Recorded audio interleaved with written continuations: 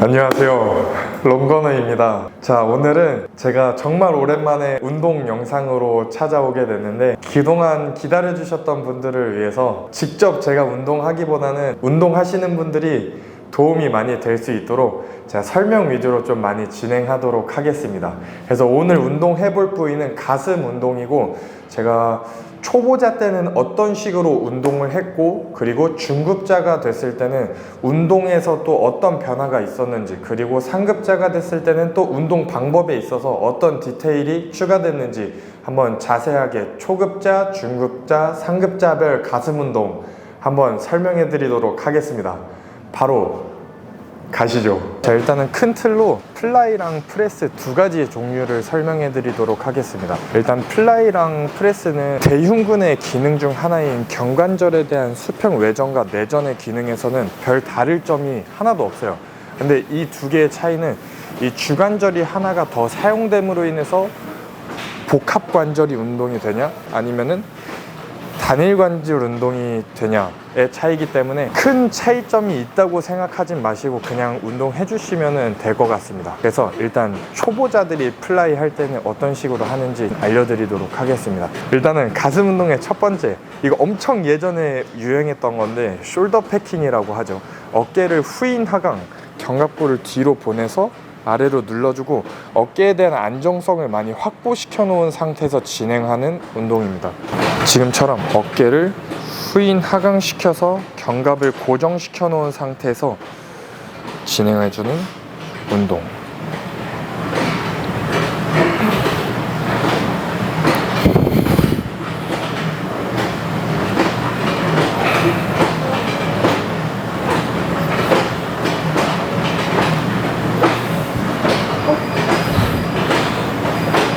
이게 제가 초보자 때 진행했던 가슴 운동 플라이의 방식이에요. 근데 이 숄더 패킹을 하면은 장단점이 있는데, 일단 견갑이 후인 하강되어 있는 상태에서 운동을 진행하기 때문에 어깨에 대한 안정성이 굉장히 많이 확보되어 있어 갖고 초보자분들이 운동하실 때 부상에 대한 위험도를 많이 낮춘 상태에서 운동할 수 있습니다.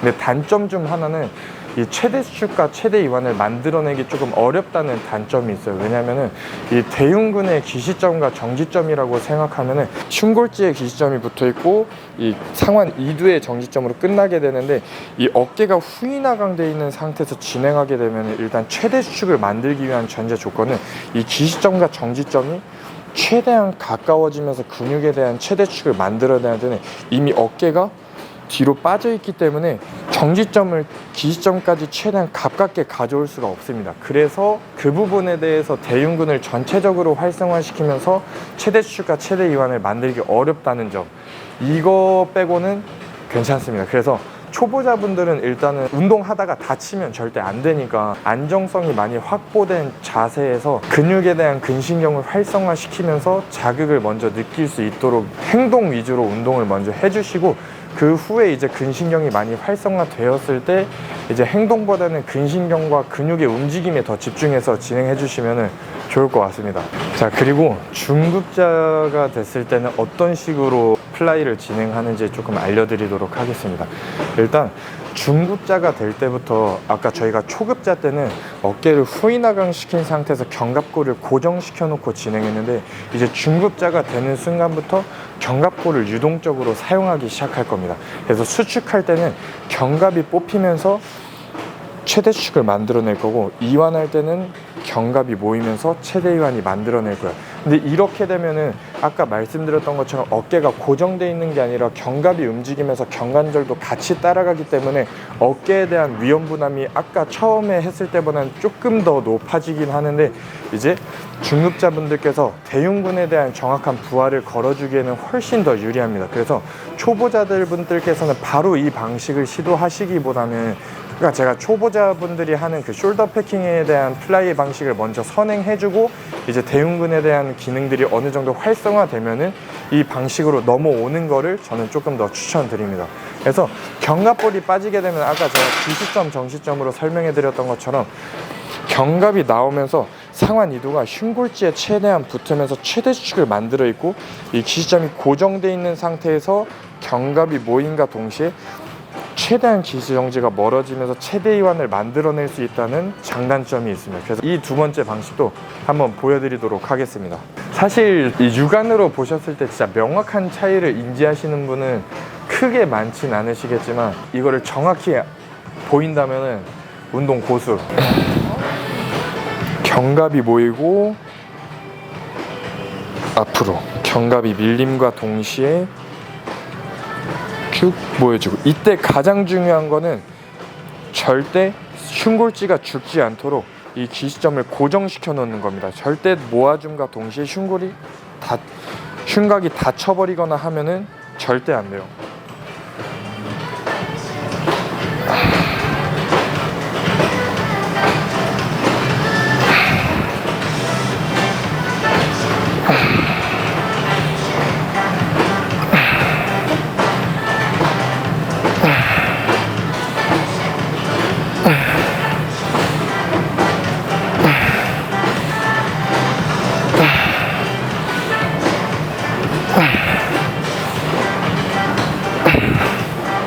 오케이, 이런 식으로 이게 중급자 때 제가 했던 플라이의 방식이고 마지막 상급자의 방식이에요.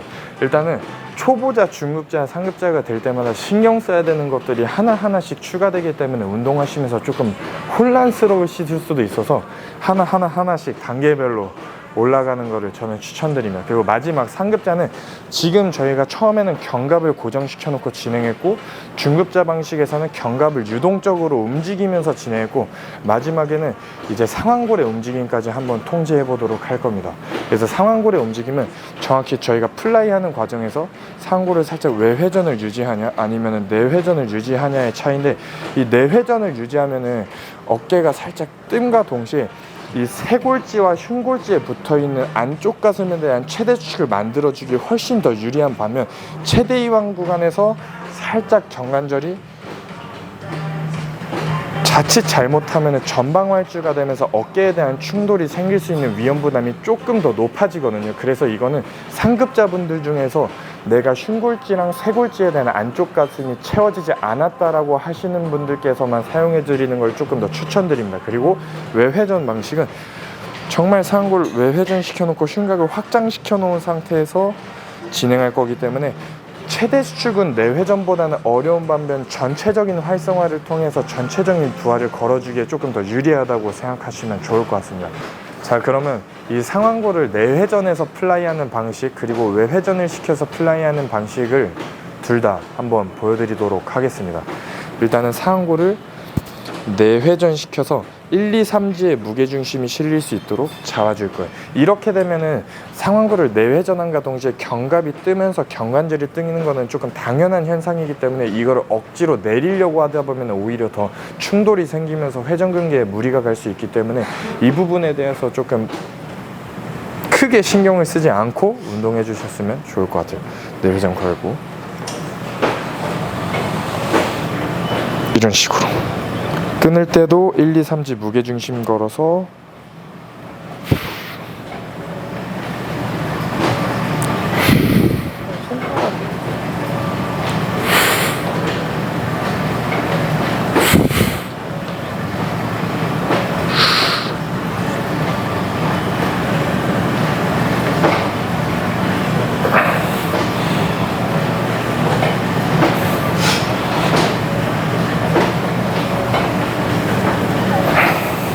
이런 식으로.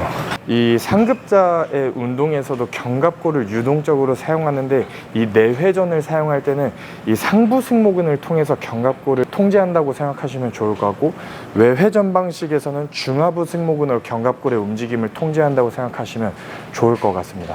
자, 외회전 방식 이제. 외회전 방식은 사실 중급자 버전이랑 크게 다를 거는 없는 방식.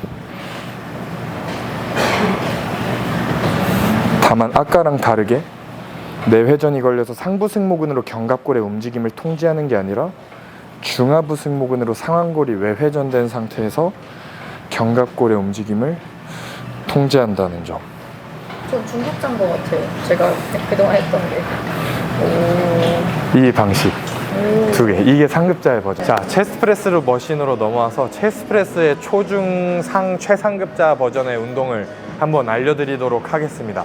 초급자는 당연히 플라이랑 똑같이 부상을 최소화시키기 위한 자세를 위해서 숄더 패킹을 진행한 상태에서 진행할 겁니다. 그냥 어깨를 후인하강 시키는 것만으로도 체스트업이 되기 때문에 굳이 거기서 더 강한 아치를 만들려고 할 필요는 없을 것 같아요. 그래서 그냥 흉요추가 정렬을 유지한다고 생각하고 후인하강만 유지해 주신 상태에서 밀어주시고, 어깨가 고정되어 있는 상태에서 어깨가 나가지 않게 견갑을 잡아놓고 둘,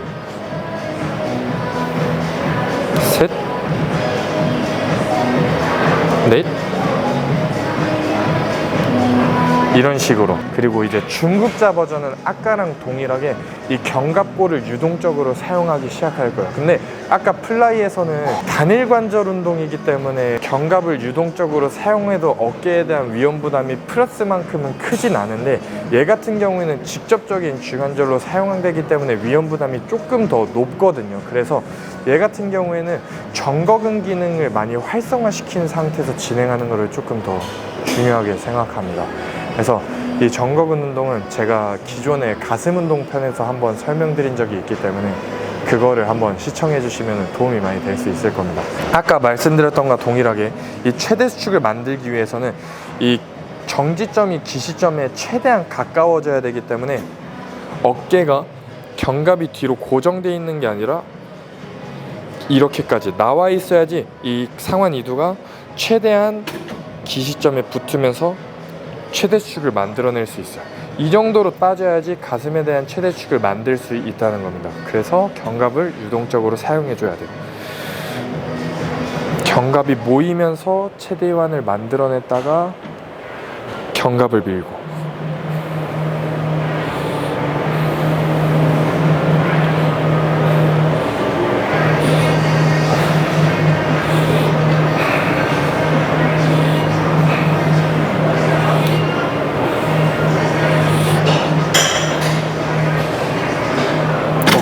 이런 식으로. 자, 이제 상급자 버전으로 넘어가도록 하겠습니다.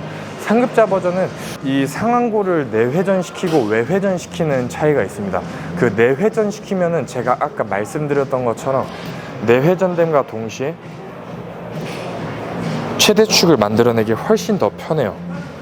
그래서 이 흉골지랑 쇄골지에 붙어있는 윗가슴을 타겟하기에 훨씬 더 좋은 거고, 외회전을 시켰을 때는 최대 수축은 어려운 반면 전체적인 대형근을 활성화시키면서 부하를 걸어주기 유리한데, 사실 제가 지금 이 선정한 이 머신에서는 이미 상완골의 움직임이 외회전으로밖에 걸리지 않도록 설정되어 있는 머신이어서 내회전으로 제가 억지로 보여드리기에는 적합하지가 않거든요. 그래서 이 내회전 프레스는 제가 가슴 운동 편에서 프리웨이트로 정말 자세하게 설명을 만들어 놨고, 그 영상을 참고해 주시면 좋을 것 같습니다. 근데 일단은 제가 한번 최대한 해볼게요. 외회전이 아니라 내회전 걸어서 1, 2, 3지 무게중심을 실어줄 겁니다. 아까 말씀드렸던 것처럼 상완골이 내회전 되면은 자동으로 견갑이 조금 뜨기 때문에 이 부분은 크게 신경 쓰지 않아 주셔도 되고, 이 어깨가 뜸과 동시에 상부 승모근으로 견갑골의 움직임을 통제시켜 준다고 생각하면 좋을 것 같습니다. 1, 2, 3지 무게중심으로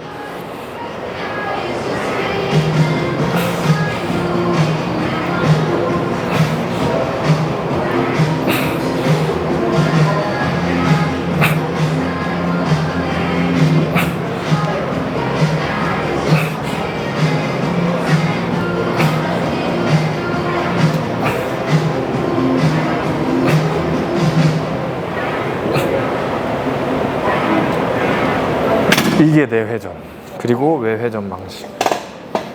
아까는 정확하게 1, 2, 3지 무게중심을 실어서 운동을 진행했다면 지금은 살짝 4, 5지 첫 골 무게중심으로 운동을 진행하도록 하겠습니다.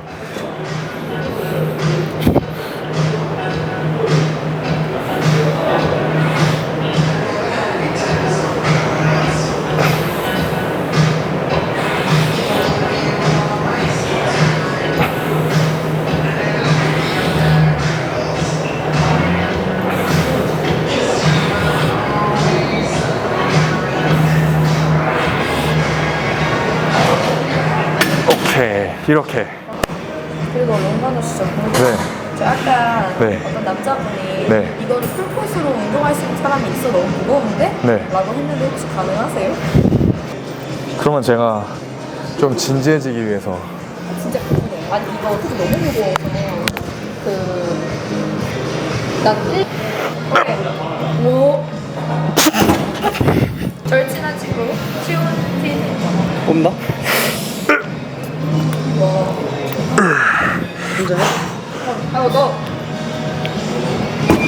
오케이. 오케이. 자, 오늘 이렇게 해서 전체적인 큰 틀로 플라이, 프레스 두 가지 종목만 초급자, 중급자, 상급자, 최상급자 별로 어떤 식으로 운동의 변화랑 디테일이 추가가 되는지 제가 한번 알려드려 봤습니다. 근데 이거는 사람마다 좀 다 다른데 제가 이런 방식으로 설명드렸던 거는 저도 당연히 초보자 시절이 있었고 헬린이 시절이 있었을 거 아니에요. 그래서 제가 사실 이런 식으로 운동을 하면서 디테일을 추가해 왔습니다. 그래서 지금 이거 영상 보시는 분들도 너무 급하게 하려고 하지 마시고 단계별로 천천히 올라가시면 도움이 좀 많이 될 수도 있을 것 같습니다. 그래서 오늘 오랜만에 돌아온 가슴 운동은 여기까지로 마무리하고 다음에도 조금 초보자, 중급자, 최상급자 이런 식의 방법의 차이를 제가 모든 부위 한번 찍으면서 알려드려 보도록 하겠습니다. 그럼 오늘은 여기까지.